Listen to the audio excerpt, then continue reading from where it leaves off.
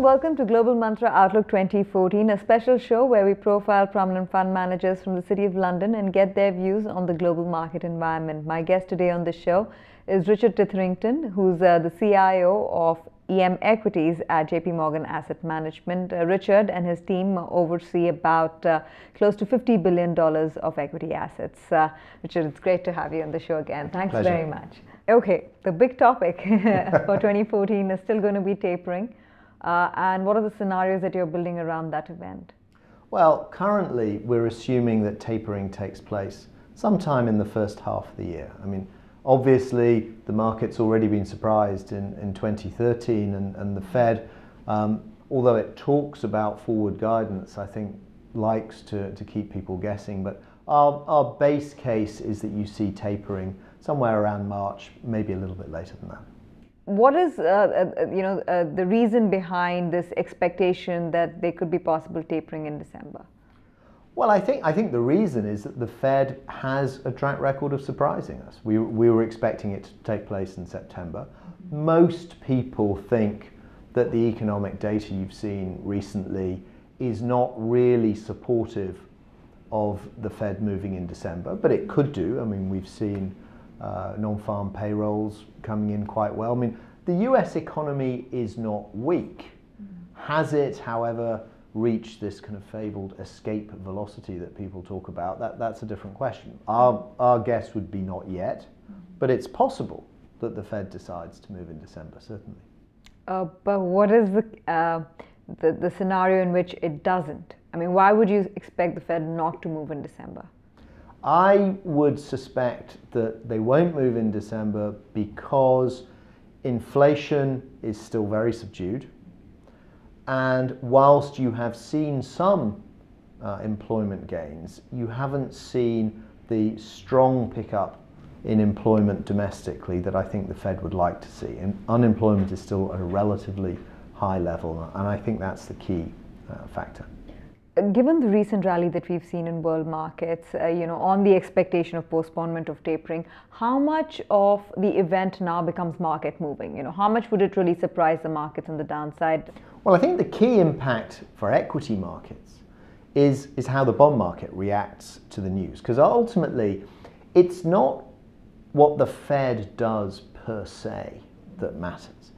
What matters is how bond investors react to that, and ultimately, everything is really priced off 10-year treasuries.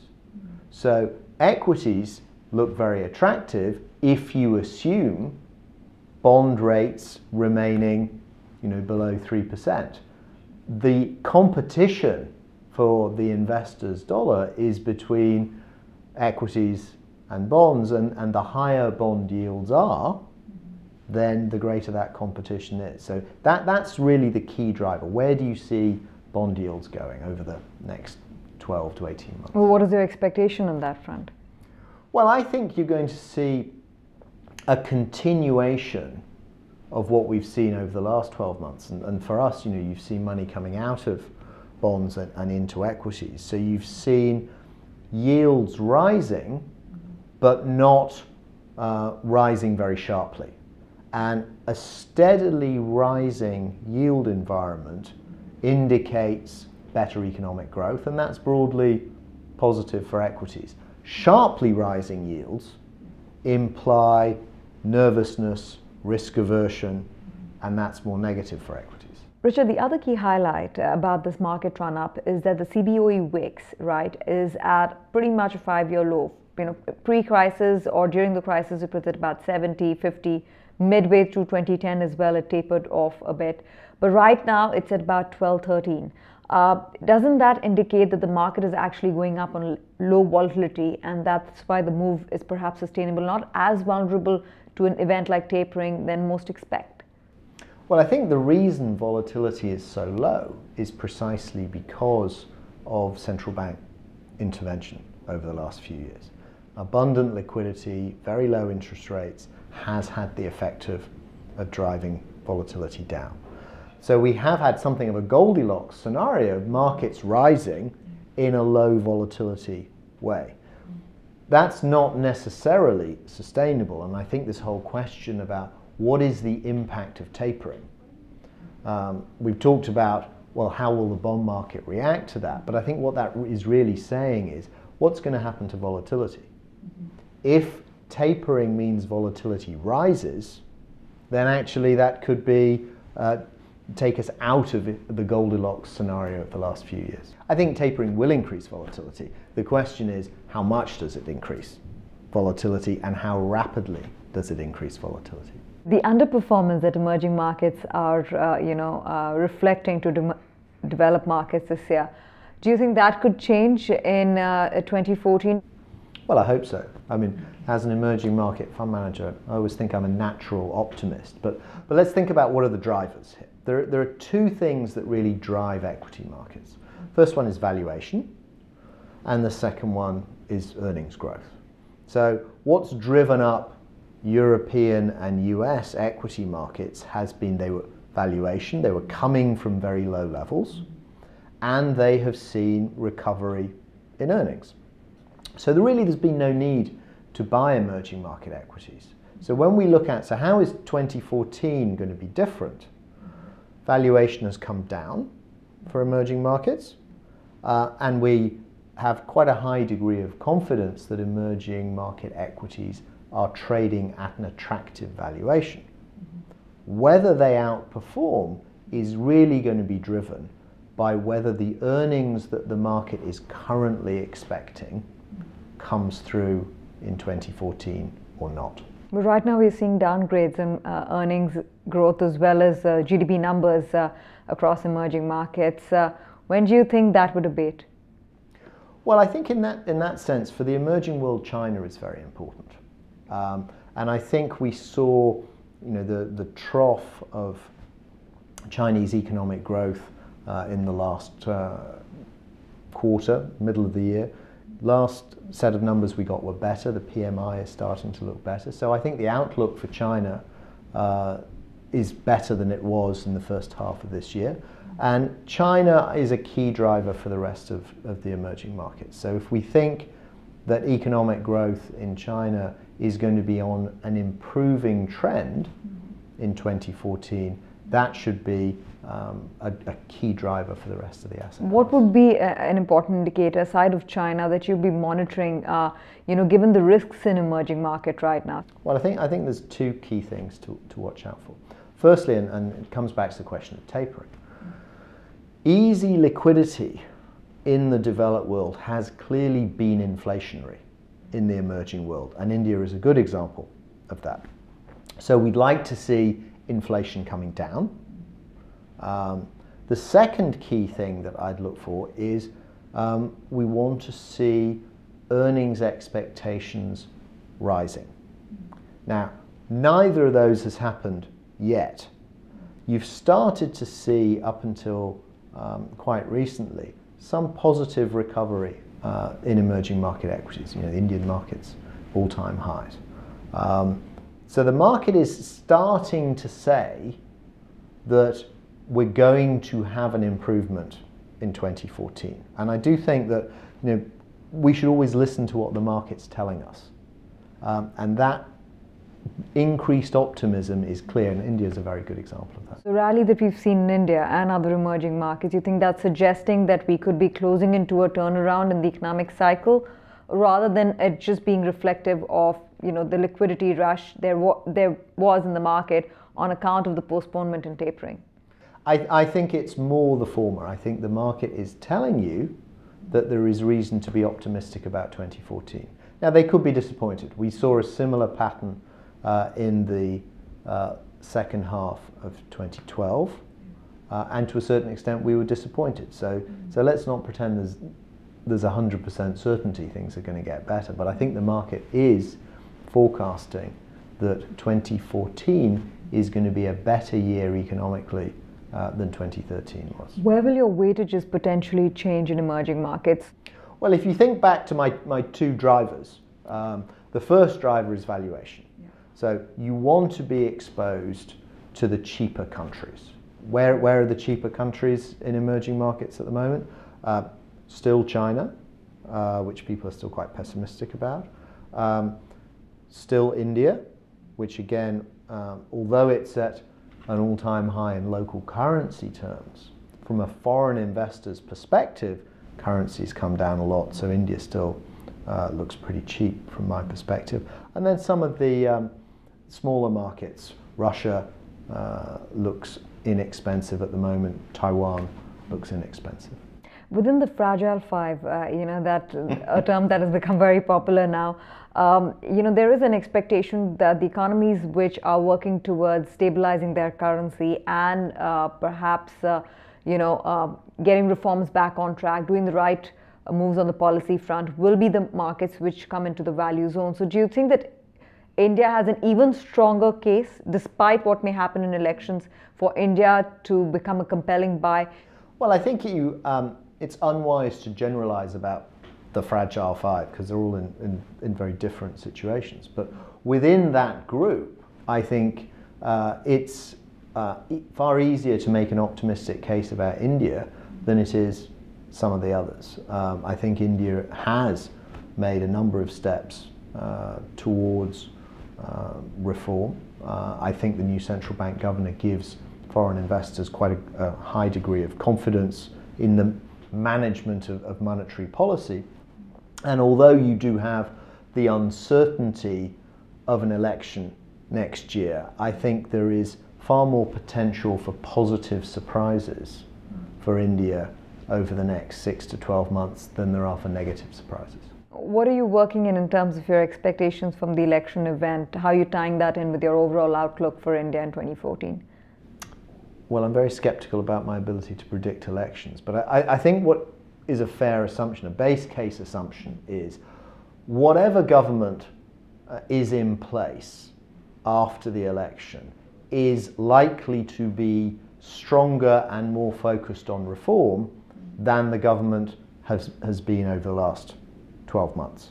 So whilst obviously the outcome of any election is uncertain, I think it's quite likely to have a positive outcome from a foreign investor's perspective, regardless of how it turns out. We've seen the CAD numbers in India come off quite substantially. The finance minister is alluding to lower targets on CAD for this year. Do you see that trend continuing? In fact, the expectation on gold and oil prices being a bit tempered and vulnerable in 2014 is just fueling the fact that CAD could be much lower than expectations. Is that something that can also bring about optimism on India? Well, that's my point about the balance between positive surprises and negative surprises.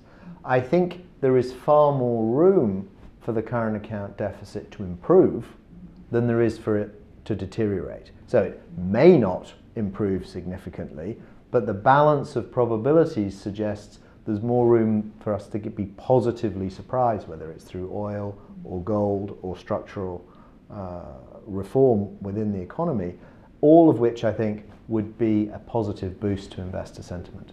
Yeah, but you're also saying that on the growth side right now, we perhaps might be hitting a bottom and there could be a recovery in place. What would drive that recovery? Because rates are still being revised higher. Well, I think the key point to remember here is when you think about equity markets, it's the trend that matters. So we don't need, in the next 6 or 12 months, India to go back to the growth rates that it was showing 2 or 3 years ago. What you need is a positive trend to be in place. So the question that we need to think about is India going to deteriorate from here, or is it going to get better from here? And I think it's far more likely to get better than it is to deteriorate. So what number on the overall GDP growth as well as earnings growth would comfort you? Well, I tend to focus far more on earnings than GDP. And so as long as we see GDP moving upwards and expectations moving upwards rather than downwards, that should enable us to see earnings growth in the mid-teens for next year. If we get that, then I think at current valuation levels, Indian equities look pretty attractive. Yeah, mid-teens would be 13-14% earnings growth coming in 2014, you think? Somewhere in that range. Yeah. Well, you're running right now a fairly concentrated portfolio, if I stand correct. Would you be looking to diversify? Yeah, I think for us the story of this year has been something of a barbell, and that we've got, particularly the IT names, which have been very conservative and have done well. And we've had some cyclicality, particularly around the auto sector. And I think as you move into 2014, you'd want to shift the barbell more towards cyclicality and away from defensiveness. Because if the optimistic view about the economy is correct, then you should see a very significant turnaround. And I think whether it's India specifically or across the emerging markets, things like auto sales is a key indicator. It's been very negative. It could remain negative, but it's far more likely to see an improvement, and I think you'd see some dramatic share price moves on the back of that. So which are the sectors from the cyclicals that you're particularly focusing on? I mean, we've seen companies like Tata Motors that have done extremely well given their exposure and the volume growth coming in from JLR. Some of the capital goods engineering companies in India are trading at 1 time price to book, which is fairly attractive, sub 1 time as well. So where is it that you're finding interest right now in the market? Well, of course, Tata Motors has been a great investment, but ironically, it's not really an Indian investment at the moment. It's primarily JLR which has driven it.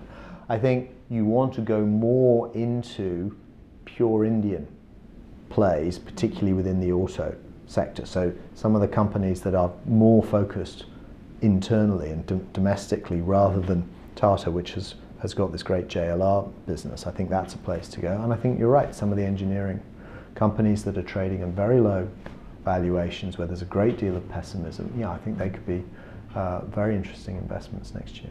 What about banks in India? And this time around in this earnings season, the key highlight was the way PSU banks rallied. And the bounce back was something that took everybody by surprise, but it was not entirely unexpected because some of these banks are trading at sub 1 time, 0.5 times price to book, really, really cheap. Do you think the asset quality cycle is turning and that this is a good time to look at PSU banks in India? Private banks, of course, have been well owned by foreign investors, but PSU banks, what's the outlook? Well, I think clearly when you look within the banking sector, you have this value versus quality debate, and clearly if you're a long-term investor, you want to invest in the private sector banks because they're going to give you greater compound returns. But as you say, as we've just seen in the last few months, you will see dramatic moves, share price moves in the public sector banks, and clearly you want to be buying them when people are pessimistic, and maybe you want to take some profits when people are more optimistic. In a kind of medium-term sense, we're still at the low end of the historic valuation range. So I think there's some interesting opportunity. Okay, I was just looking at some of the valuations of some of the commodity companies and of course engineering companies, BHEL, Coal India, Hindustan Zinc, trading at very attractive valuations from a price to book perspective. From some of the energy companies like Reliance, there's been much talk about the next trigger to boost the stock from here, but it's not really come about. The stock still circles around 900 whereabouts. Are any of these names the kind that would be on your watch list for 2014? Do you think that there's a turnaround in place for some of the large cap engineering, energy or commodity companies? Well, I think you need to be very stock specific, and I don't really see a broad sector theme around commodities. But when you look at companies like Coal India, for example, there are special situations that could drive that stock, and you're right, valuations are extremely low. When you look at Reliance, it's not so obvious what the catalyst would be for a re-rating there. Just talking about the Indian market, at this point we are trading at about 14 times 1 year forward. How would you define this range? Do you think we are at fair value in India, or do you think we are bordering around the lower end of the valuation range, long-term valuation range for the country? Well, I think if you look at the Indian market from a domestic perspective, I would say that's around fair value. I don't think it's particularly expensive, but you do need, as we said earlier on, you do need earnings to come through to justify that valuation. But of course, the currency on a global basis looks to us very undervalued. So from an international investor's perspective, I still think India looks pretty attractive. But a lot of that reflects the fact that the currency within the emerging market universe is right down at the low end of its historic valuation range. Within the next 12 months, do you think money would be chasing recovery, or money would still continue to chase yields? Because that's been the trend so far. Oh, I think money will far more be looking at recovery than yield. I mean, I think if it's right to invest in emerging market equities, you want to take more risk in 2014 than you did in the period 2012-2013. How would you, sum up your expectation or forecast for 2014? Well, it's always difficult to forecast surprises, but I mean, I think the issues that emerging markets face are, in my view, cyclical and not structural. And the pessimist would clearly say there are structural problems. I think those problems are cyclical, and I think that they're going to be less severe in 2014 than they were in 2012 and 2013. Now, if that view is correct, then you should expect positive surprises, rising expectations, and positive returns. All right, Richard, thanks very much for taking out Pleasure. the time and speaking with us. With that, we come to the end of this edition of Global Mantra Outlook 2014. Catch you with another special guest next week. Till then, take care.